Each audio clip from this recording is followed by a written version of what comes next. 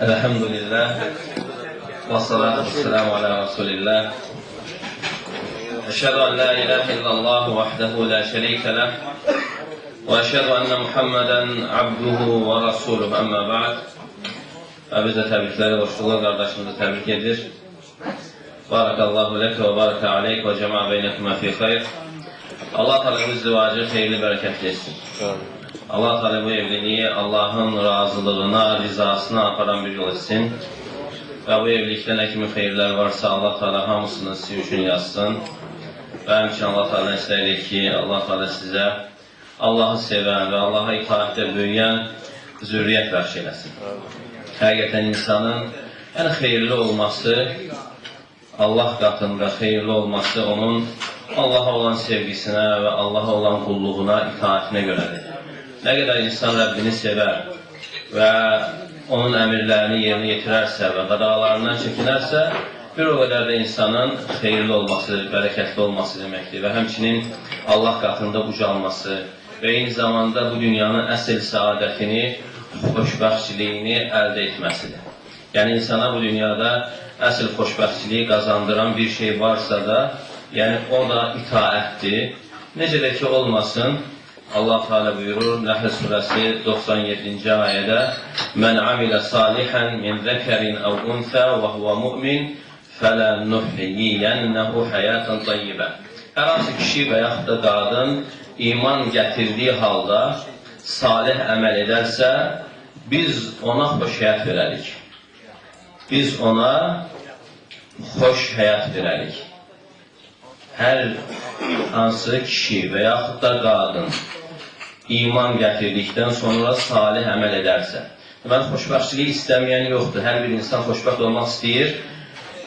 Ən başlıca amil xoşbəxt olması üçün iman və sonra imanın tələb etdiyi şəkildə salih əməldir.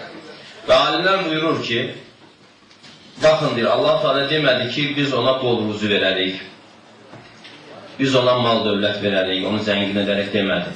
Allah Teala buyurur ki, فَلَنُحْيِيَنَّهُ حَيَاتًا طَيِّبًا, biz ona xoş həyat verərik.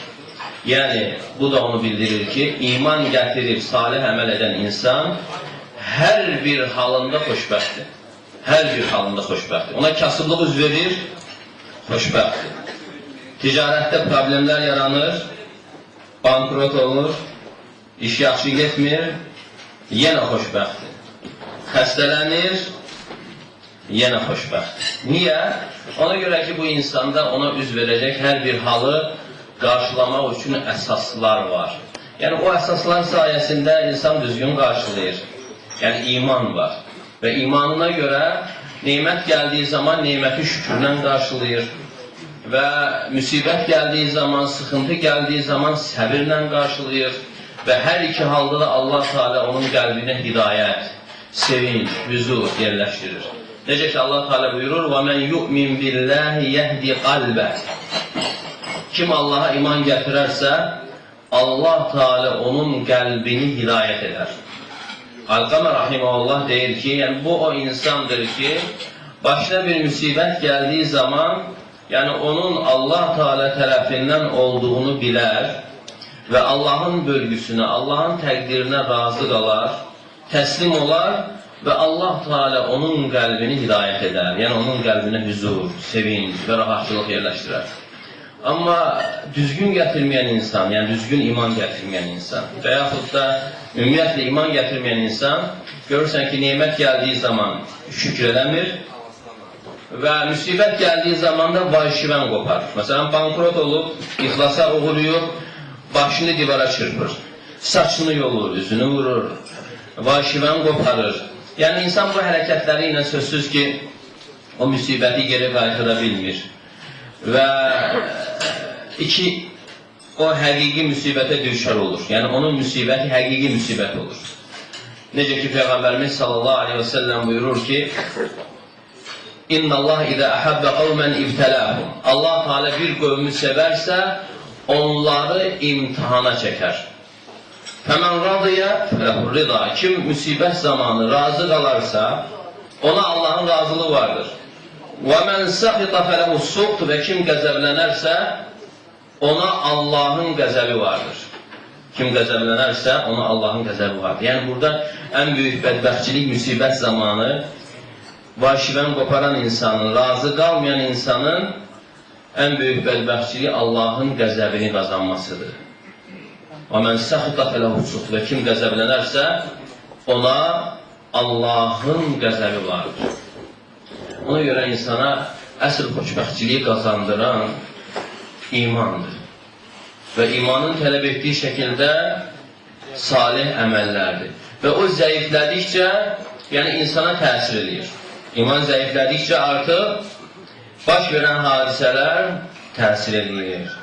İnsanın stres, təzyiq, şəkərə tutulmasına, Allah qorusun, yəni bu kimi fəsadlara gətirib çıxardır.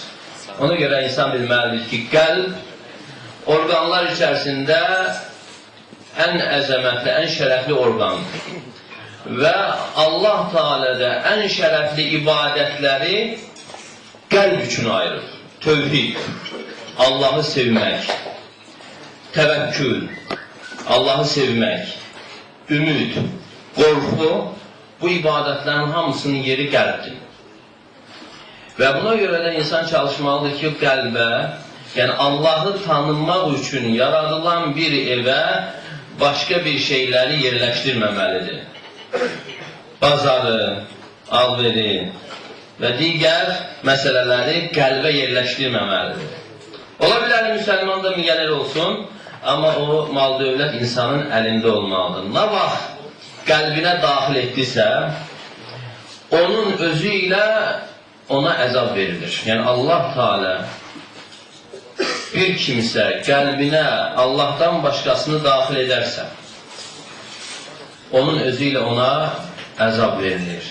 Və nə vaxt ki, insan ticarətini dərdə çevirir və yaxud da digər məsələləri əsas dərdinə çevirir və onda insanın problemləri daha da artır. Ona görə Həsən-i Basri Rahiməhullah buyurur ki, yəni, icəl həmməkə həmmən vahidə, həmməl məad. Yəni, sən bütün dərdlərini bir dərd elə, ahirət dərdi. Əgər insanın əsas dərdi, ahirət dərdi olarsa və dünyavi işləri də axarına düşür. Amma nə vaxt ki, insan dünyanı, işlərini dərdə çevirərsə, onda insanın dünya qədər də dərdi olur və qəlb şaxələnir.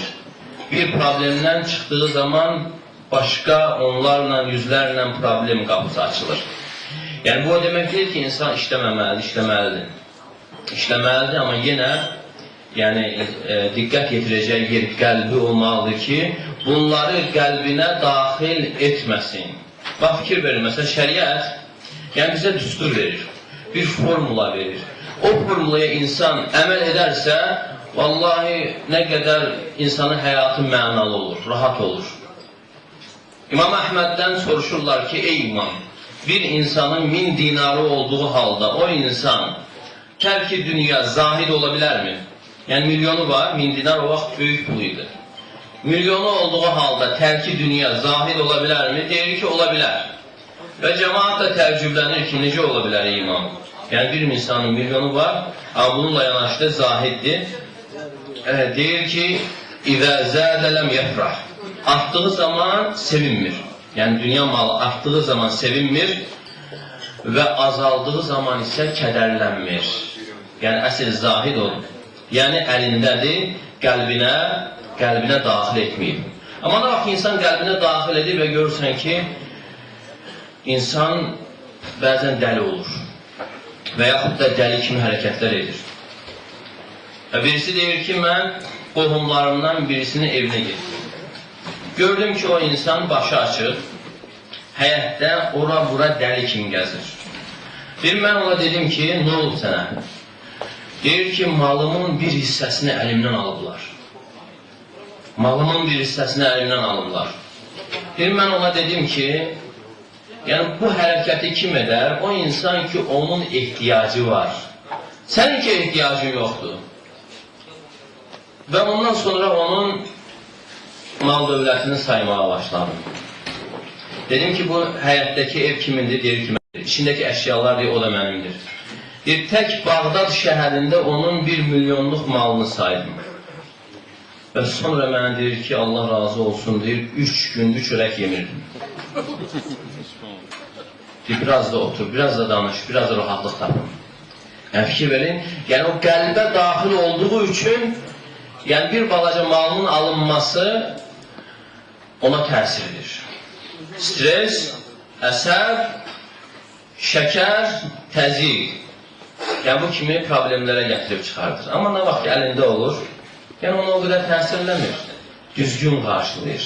Və ona görə Peyğəmbər sallallahu aleyhi və səlləm yəni ümumiyyətlə insan çalışmalıdır ki, hər hansı bir müsibətə düşür olduğu zaman ondan da ağırını fikirləşərsə. Əgər sən 100 min itiribsənsə, fikirləş ki, insanlar var 200 itiriblər, 200 min.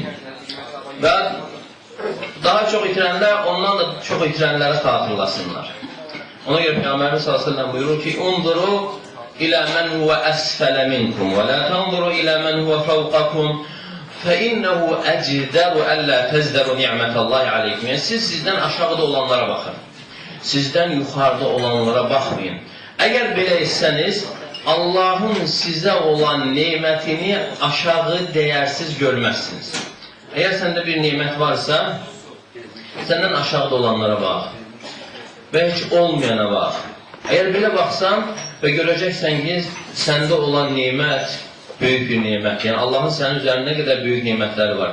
Amma nə vaxt ki, sən böyük imkanları olanlara baxırsan, onların evlərinə baxırsan, sonra öz evinə gələndə elə bil ki, zibilxanaya, zibilliyə gəlmirsən. Elə bil ki, səndə olduğun neyməti dəyərləndirmirsən. Ona görə bu ümumi bir qaydadır ki, insanın rahatlıq tapması üçün və həmçinin Allah Teala'nın bəxş elədiyi neyməti dəyərləndirməsi üçün.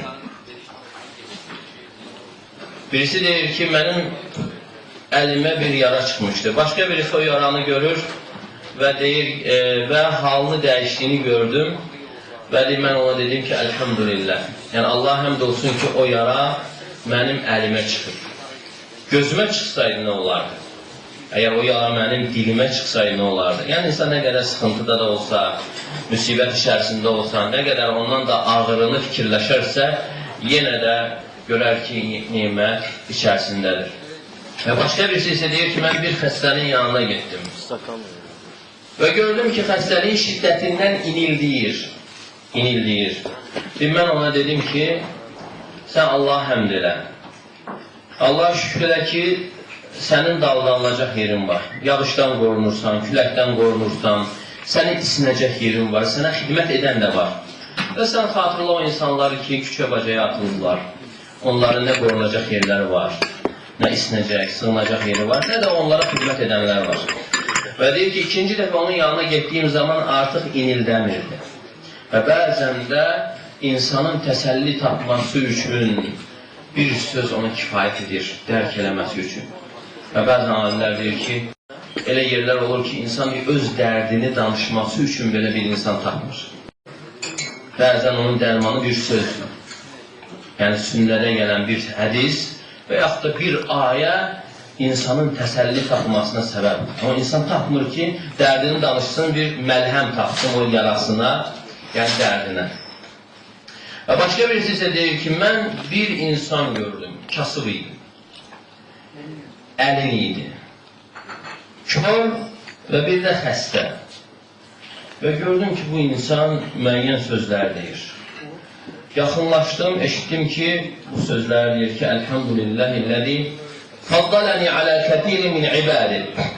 Məni yaratdıqlarının çoxundan üstün edən Allah həmd olsun. Məni yaratdıqlarının çoxundan üstün edən Allah həmd olsun. Mən də baxıram, yəni bunda nə var ki, bu nəyə belə şükür edir? Kördür, xəstədir, kasıbdır, üstəlik də əlildir. Və ona dedim ki, rahiməkallah, bimədə faddələti, Allah sənə rəhm eləsin, Allah səni nə ilə üstün edib? O mənə dedi ki, razəqani qalbən şəkiran, və lisənən zəkiran, və cəsədən aləl-bələri sabiran. Və Allah Teala mənə şükr edən qəlb, zikr edən dil və müsibətə səbr edən bədən verib. Allah Teala mənə şükr edən qəlb, zikr edən dil və müsibətə səbr edən bədən verir. Və bu da çoxlarında yoxdur. Ona görə fikir verin, Allah Teala buyurur ki, فَإِنَّهَا لَا تَعْمَ الْأَبْصَارِ وَلَكِنْ تَعْمَ الْقُلُوبُ الَّتِي فِي الصُّدُورِ. Həqiqətən gözlər kör olmaz. Kör olan sinələrdəki qəlblərdir. Həqiqətən gözlər kör olmaz. Kör olan sinələrdəki qəlblərdir. Amma neçə insan var, başındakı gözləri görür, amma insan kördür. Amma insan da var, gözləri görmür, amma onun qəlbi bir çox insanlardan daha yaxşı görür. Qəlbi Rəbbini tanıyır və dili ilə Rəbbini yad edir, zikr edir və həmçinin Rəbbi tərəfindən gələn sıxıntılara da səbr edir. Allah Teala Quranda bir misal çəkir. Ümumiyyətlə Quranda 40-dan artıq misallar çəkilir və bu misallar da insanın ibrət alması çox şirə deyildir. Və Allah Teala buyurur ki, وَمَا يَعْقِلُهَا إِلَّا الْعَالِمُونَ. O misallar yalnız bilənlər dərk edər. Bilənlər dərk edər. Və hətta sələflərdən olub ki, misalları oxuyub, başa düşmədikləri zaman ağlayardılar. Yəni, mən bilənlərdən deyiləm. Nur surəsində Allah Teala buyurur, Allahu nuru səməvati vəl-ard. Allah Teala göylərin və yerin nurudur. Məsəl-i nurihi kəmişkətin fiyhə misbah. Allahın nurunun misalı taxçada olan çırağın misalı kimidir. Kəmişkətin fiyhə misbah. Əl-misbahu fi zucəcə. Və çıraq, yəni fitil, şüşənin içərisindədir.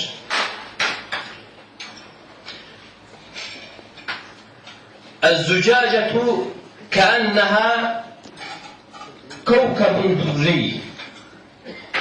Və şüşənin özü isə elə bil ki, parlaq bir ulduzdur və yaxud da parlaq bir incidir. Yuqadu min şəcəratin mübarəkətin zeytunətin lə şərqiyyətin və lə qarbiyyə. Yəni, onun fitili nə ilə yandırılır? Yəni, bizdə neftlə, kərasinlə yandırırlar, amma Allah Teala çəkdiyi misalda zeytunla. Hansı zeytunla? Hər zeytun ağacının yağı ilə yox, mübarək zeytun ağacının yağı ilə, hansı ki, lə şərqiyyə və lə qarbiyyə və o ağaclar da düşür dünyanın ortasına, Şama, Fələstinə. Yəni, daima üzərinə gün düşdüyü üçün yəni, onun yağı da saf, təmiz olur. Yəkədu zeytuhə yudiyu və ləv ləm təmsəssun nar.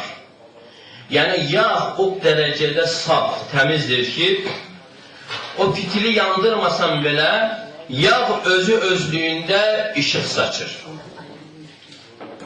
Amma yandırıldıqdan sonra isə nurun alə nur, nurun üzərində bir nurdur. Və Allah Teala belə misallar çəkir. Və bu misallarda alimlər bəzən geniş danışırlar.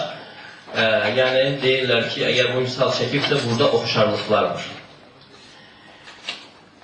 Və buradakı oxşarlıqlardan əgər bizim biz yağı götürsək, yağın özü yandırmasan belə işıq saçır. Sa'di Rahimullah ayənin təfsirində buyurur ki, yəni insanın qəlbində olan fitrət, o fitrət əgər pozulmuyubsa, o yağ kimidir, yəni işıq saçır.